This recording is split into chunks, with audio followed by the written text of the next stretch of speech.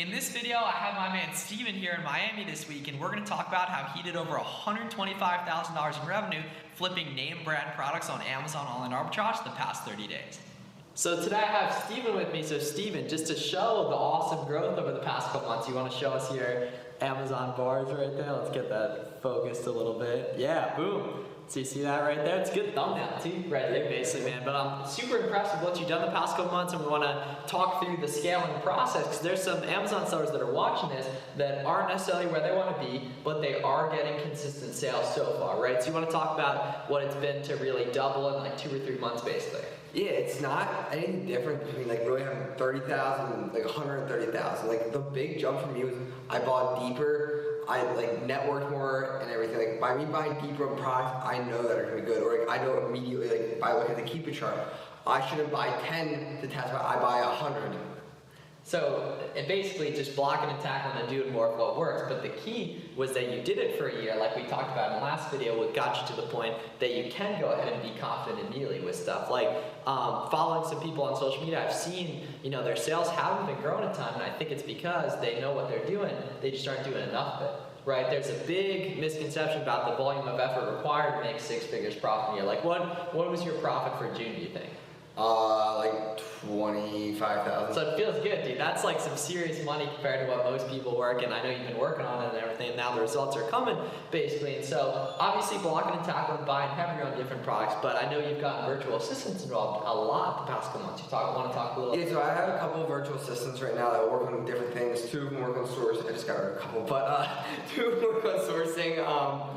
And yeah, like they really help leverage my time. The one's like almost a personal assistant, and I'm trying to teach them admin tasks, purchase stuff, because what happens, like I just started using him for that, but when it looks at like, you look at different things, like only buy a couple of this, couple of that, like when you're starting to scale, it's not really worth my time to try to order a couple of this, couple of that. Like I want to order bulk. Well, it's great having them, so I can have them take those multiple purchases and work their way through it, versus me like having to do it for hours, and I'm just not going to do that at that point for a couple $100. Because that's the problem with online arbitrage, is some websites you can't check out 50 or 100 on, right? You have to do a lot of small orders, right? So people watching this who are completely related to that, I completely relate to, right? So you've actually gone ahead and given a virtual assistant like an employee credit card basically to use? Yeah, so like he has a max on his card, and like, I mean, I see all like the charges that come through on my phone, but like, yeah, he has a limit and it resets every day for him.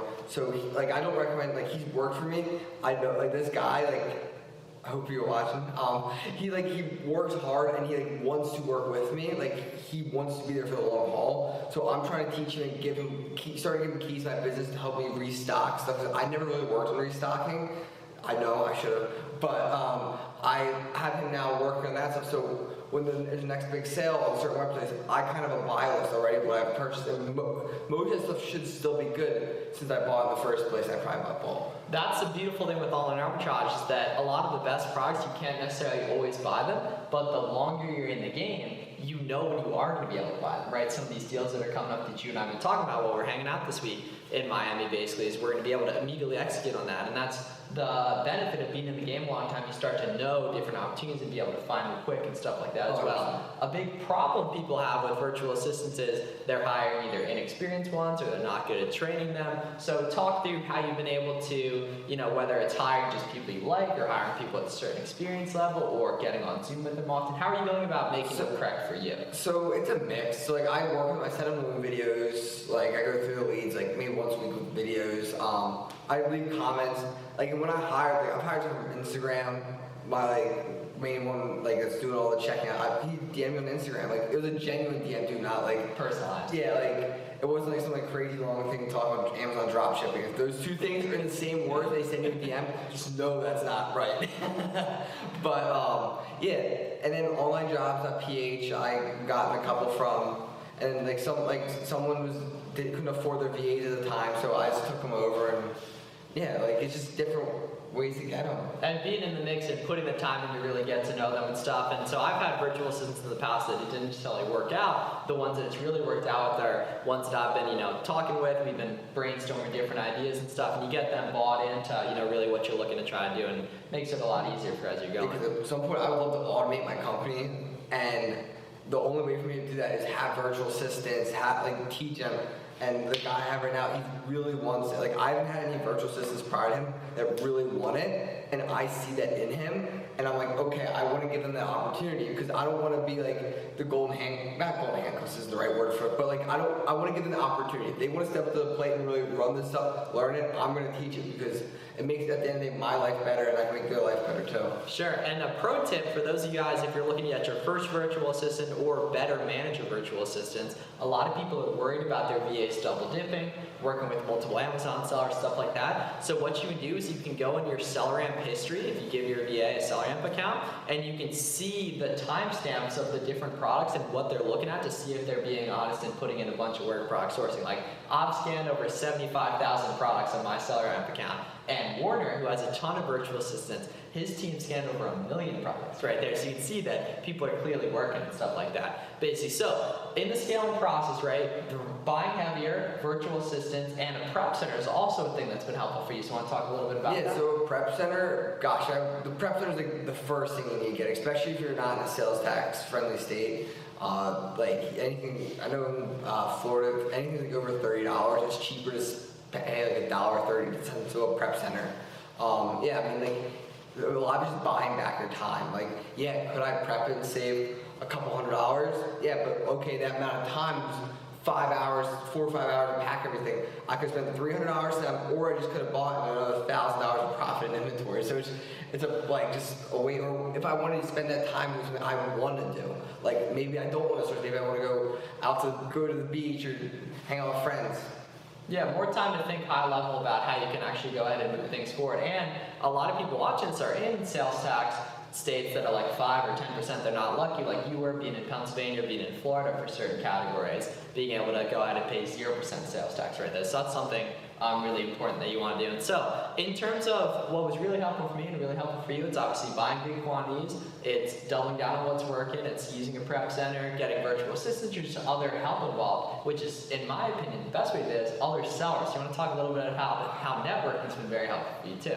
Networks, everything. Last night, I mean, I've networked with Miles. Like, I was a coaching student at one point. I mean, like, yeah, I built a relationship up with him. It took time.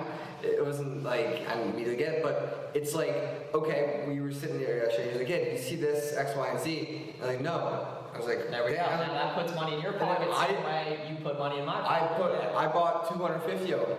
Like, they're gonna FBA, they're gonna fly. Like, you know, it's not like. And work with other sellers. I work with a ton of other sellers. And can I go back to the VA thing? I split. Sorry, I forgot to say. Oh, cool. I split my VAs with 2 other people, so we can break that cost down. So like, if you have one other seller, like even just hypothetically have one other person, you like they're not gonna tank your listings if they're a good seller. If you're friends with them, they should not be doing that either. Yeah, and like that's huge for me. And the nice thing is that like we're very lucky doing this, right? You can choose who you talk to, right? And most people don't choose talking to anyone. But like 10% Amazon sellers make 90% of the money, and that 10% of sellers just all working together on Discord. They're FaceTiming each other when different leads come in and stuff like that. So that's been really beneficial. I tried calling you with the one big sale. I was calling you at 6 in the morning trying to get his butt up. There we go. You slumped. And that's the thing, is because we've been able to work on other stuff too and everything like that. So really, really well said. And what do you think will keep you growing from here? I think I'm gonna try to grow my team more, try to build people in my team up more, and I'm gonna get a loan soon, just to make the cash flow better, and then I can go bigger and deeper. Because honestly, it comes to me is how much money can I get my hands on, and the more I can spend, the more I can make. Sure. Honestly, at the end of the day, and I started with nothing. Like, they can watch the video, books and all that. Yeah. For sure. You don't need money to start. You just need the skill, the time. Yeah, because even if you start with like a few $100 just doing books, like one, if you don't have a lot of money, you need to start trying to make money because that's necessary. But you're also going to learn work ethic, hustle. You're going to learn skills too, which is very, very beneficial. Where can everyone find you on Instagram? Steven Does Business. Yep, it'll be linked below. Appreciate you and keep up the good work. We're going to see some big, big numbers coming as well. Thank you guys for watching. See you guys in the next one.